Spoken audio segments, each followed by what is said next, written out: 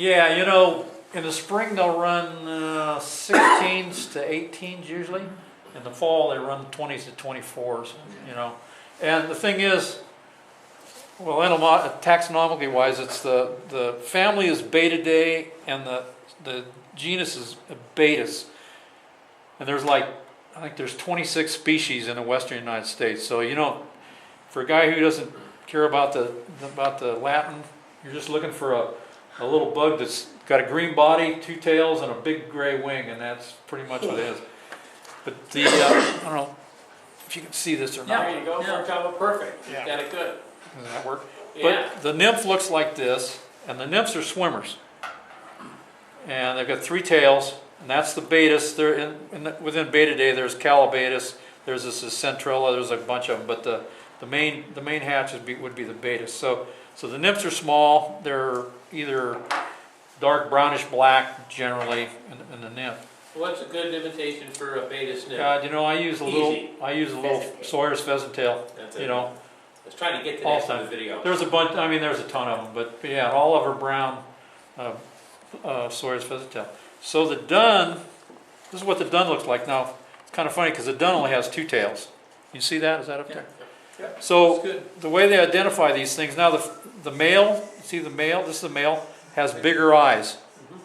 This is the female. So, because what happens when they mate, the male takes his legs and he clasps onto the female from underneath, and so he can see, and then he fertilizes the eggs, you know, in the air like that. And the way they identify, you can identify these by they identify them by how many little veins are on the back here, and then the Beatis always has either no hind wing or a very tiny hind wing. Yeah.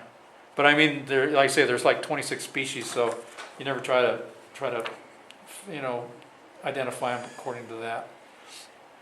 But anyway, like I say, if you don't care about that, it's just a little bug that's 18 or 20, and it's olive to gray, and it's got a big gray wing on it. So I'm going to tie this first one on. It called for a Daiichi 1140, but it's real close to this.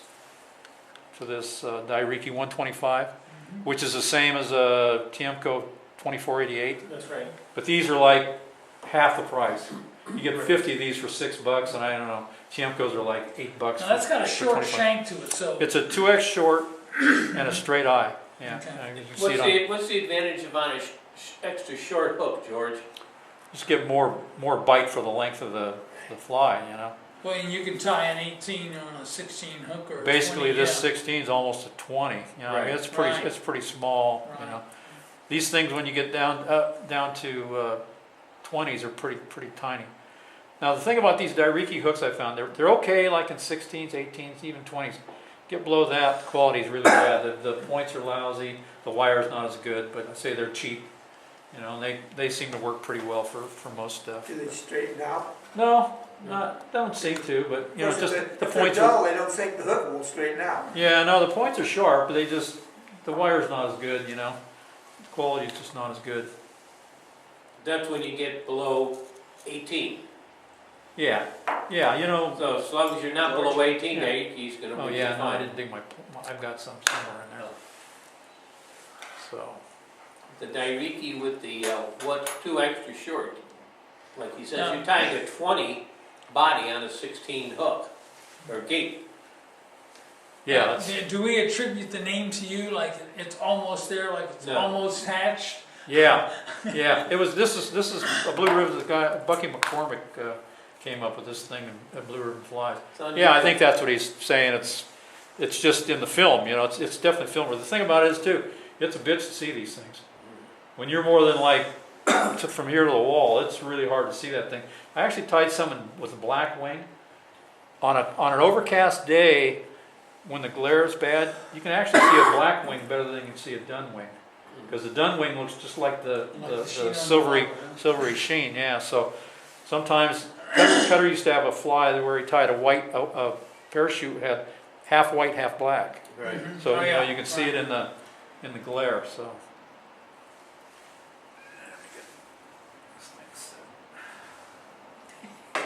I can't see anything anymore. You need a big magnifier. I do at home. At home, it's not a problem. I just got a bigger wear light. one of those loops. Yeah, and I got a big magnifier and a bigger It goes light. everywhere your head goes, that's what I like. Yeah. Okay, so this is just 8/0 ultra thread, and half the body's made out of thread. So I'm going to start the thread close to the eye. The tail is wood duck, or you could use dyed mallard. I use olive mallard sometimes too. Here's wood duck that I've kind of prepared. So if you're smart, you'll do this. This is what they look like after I've cleaned them up. Here's what they look like when you start. So to save yourself some time, I'll take a dozen feathers, pluck all the fluff off of them, pluck all the, this bottom part is not very good. The choice stuff would be right through the center here. So if you're going to sit down and tie a bunch of flies, there's no sense, and you might as well just clean these things up, and then you don't have to mess with it as you're going along. So I'm going to take about 5 fibers here. Flies only have actually 2 or 3 tails, but what happens is on these flies, the first thing to go is the tails when you're fishing them. So Besides that, the fish can't count. they can't count. So I just throw some extras in there.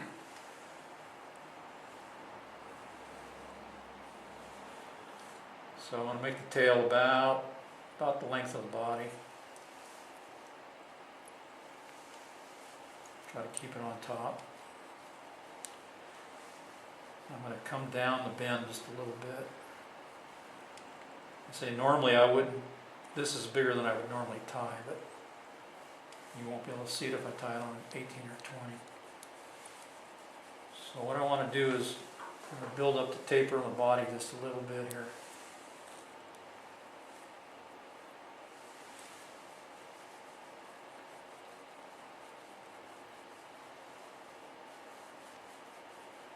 You could probably dub these if you wanted.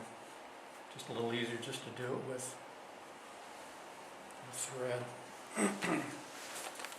So then I'm just going to take a little dubbing, and you can use beaver, or you can use, this is super fine.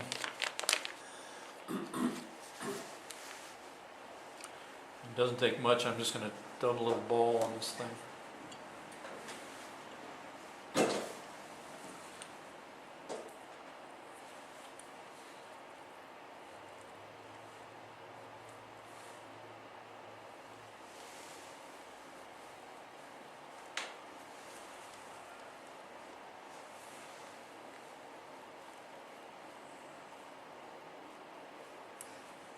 Go up to the eye and then come back right up to that ball.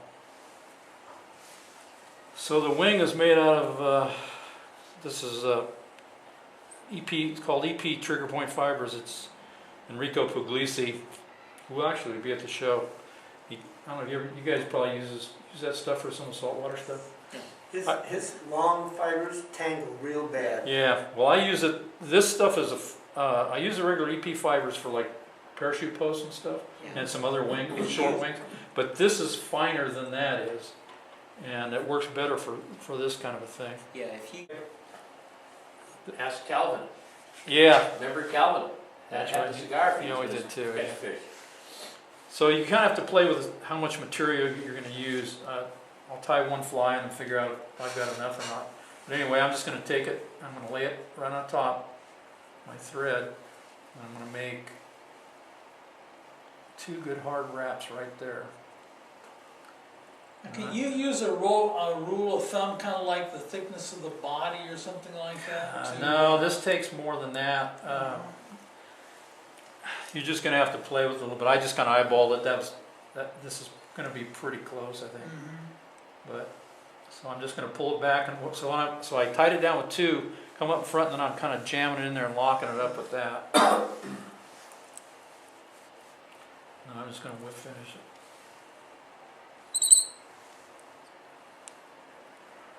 I always like leaving this stuff long, so if I do whip finish or whatever I want to do, I can pull it back and hang on to it. If I would have cut it off real short, I'd have a hard time whip finishing it off. So at this point, I'm just going to come in here and I'm going to make this wing just about to the end of that where I have the body there. And then I'm gonna cut this off. Almost looks, so it'll look almost like an elk hair caddis head. And that's it. So that thing floats really low in the water. And what I'll do is I'll just, if I'm gonna grease it, I'm just gonna grease the wing. I'm not greasing anything else. I want it floating down real low. And you can't see it very well, but that's, fish seem to like stuff that's hanging down in the water, because that's where those bugs are, especially when it's cold and they're not getting out of that shuck very well. They're hanging right in the film like that. You fish this in the film then? Yeah, fishing it dry, but you know, sometimes I'll fish it too with an indicator fly like 18 inches in front of it, so I can actually, because if I'm out, you know, and Mark and I were fishing like 40 feet away, man, and you just can't see that thing. You just set up on a rise, but so we'll fish another fly like 18 inches in front. The only trouble with that is sometimes you'll get drag. Fishing two dry flies is a pain in the butt sometimes. They just don't drift quite as well. If you can get away with one fly, you're better off. But, You just floating on it, or you just? yeah, just on the wing. Just on the wing. And then if I catch a fish, I just dry it off and I put a little frog's fanny in right in the wing. I don't want it floating very high. I just want it right in there. You could probably fish it even just below the film. They'll eat it. Those fish were doing that. You just see that little swirl underneath. So they're taking nymphs just right in the surface film like that. So they're kissing the surface film. Yeah, a lot of times I'll fish like a low rider with a pheasant tail too, and I'll eat the pheasant tail just right in the film, you know. Or there's another nymph I'll probably tie one of these days. It's called a split back nymph. It looks like the nymph coming out of the shuck, and that works real well too. So that's it. You want to do that?